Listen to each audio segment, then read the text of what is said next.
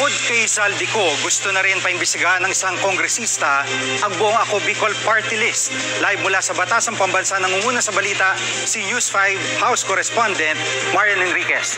Marian, ano raw ang magiging sentro ng investigasyon ng party list na ito?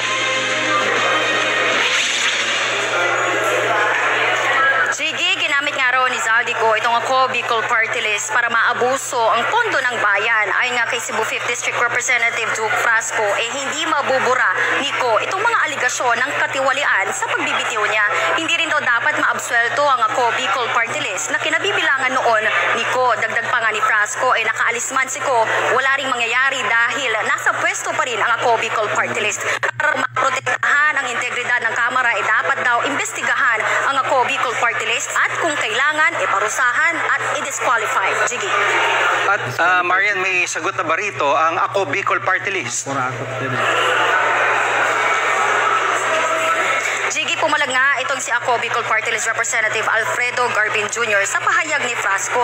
Hindi raw tama na parusahan ang buong Ako Bicol Party List dahil lang sa mga hindi pa napatutunayang aligasyon laban sa isang nominee nila.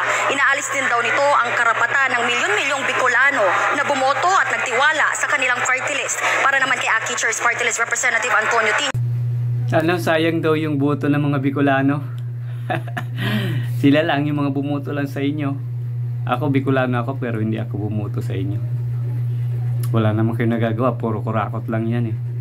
Tingnan mo, bilyon-bilyon yung kinurakot. Grabe. Bicolano, matinaban. Matinabang dapat. Pero baliktad, no? Tingnan mo, Zaldico, matinaban. Sabi, hindi pa daw napapatunayan. Ba't na tumakas? Tumakas na nga eh.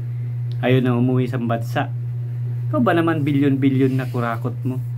Kaya dapat imbestigahan yung Ako Bicol Party List. Mga kasabwat yan eh.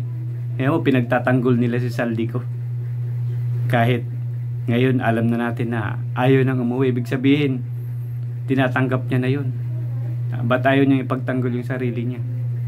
Yung accountability na sinasabi niya. Shiminit, Bicol!